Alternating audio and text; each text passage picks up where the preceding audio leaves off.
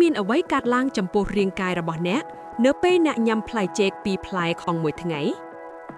ចេកសម្បូរទៅដោយសារធាតុចិញ្ចឹមដែលជួយប្រឆាំងនឹងមេរោគកាត់បន្ថយការរលាកគ្រប់គ្រងសម្ពាធឈាមនិងបង្កើនសុខភាពផ្លូវចិត្ត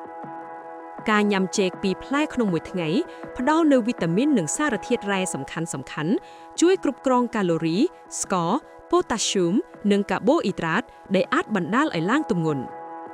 ចេកទុំមួយផ្លែមានជាតិសរសៃ3ទៅ5ក្រាមដែលអាចជួយរំលាយអាហារនិងបន្ធូរការធ្វើការរបស់ក្រពះចេកបៃតងបន្ថែមព្រីបៃអូទិកដែលអាចចិញ្ចឹមបាក់តេរីពោះវៀនដែលមានប្រយោជន៍ប៉ូតាស្យូមនៅក្នុងចេកជួយកែលម្អសុខភាពបេះដូងដោយយកសូឌីយ៉ូមលេចេនធ្វើឲ្យបន្ធូរសរសៃឈាមរក្សាសម្ពាធឈាមឲ្យស្ថិតស្ថេរនិងកាត់បន្ថយភាពតានតឹងលើបេះដូងជាតិសរសៃនៅក្នុងចេកជួយរក្សាកម្រិតជាតិស្ករក្នុងឈាមឲ្យស្ថិតស្ថេរព្រោះវាមិនត្រូវបានស្រូបយកឬបំលែងទៅជាជាតិស្ករដោយកាបូអ៊ីដ្រាតមួយចំនួននោះទេ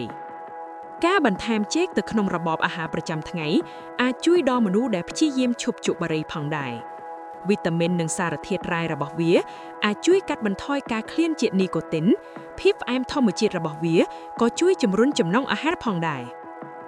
ចេកមានផ្ទុកជាតិស្ករធម្មជាតិក្នុងបរិមាណមធ្យមដែលផ្ដល់ថាមពលដែលមានស្ថិរភាពដោយមិនបណ្ដាលឲ្យជាតិស្ករក្នុងឈាមធ្លាក់ចុះការញ៉ាំវាបន្ទាប់ពីអាហារពេលព្រឹកជួយឲ្យរាងកាយមានការផ្ដោតអារម្មណ៍ទៅលើការធ្វើអ្វីមួយបានល្អចេកសម្បូរទៅដោយ tryptophan ដែលជាអាស៊ីតអាមីណូដែលបំលែងទៅជា serotonin ដើម្បីជួយកាត់បន្ថយភាពតានតឹងនិងធ្វើឲ្យអារម្មណ៍ប្រសើរឡើង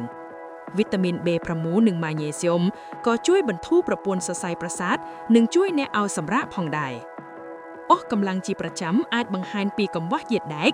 ចេកផ្ដល់ជាតិដែកដែលគាំទ្រដល់ការផលិតកោសិកាឈាមក្រហមនិងចរន្តអុកស៊ីសែនដើម្បីជួយរាងកាយឲ្យមានថាមពល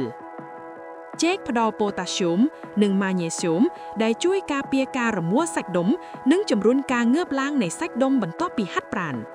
ការញ៉ាំវាមុនឬក្រោយពេលហាត់ប្រាណបំពេញអេឡិចត្រូលីតនិងផ្ដល់កាបូអ៊ីដ្រាតសម្រាប់ថាមពលសាច់ដុំ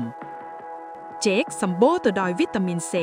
ម៉ង់ហ្គាណេសនិងសារធាតុប្រឆាំងអុកស៊ីតកម្មដែលជួយកាត់បន្ថយភាពតានតឹងអុកស៊ីតកម្មនិងគាំទ្រដល់ប្រព័ន្ធភាពស៊ាំកុំភ្លេចញ៉ាំចេកជារៀងរាល់ថ្ងៃជួយឲ្យមានសុខភាពល្អ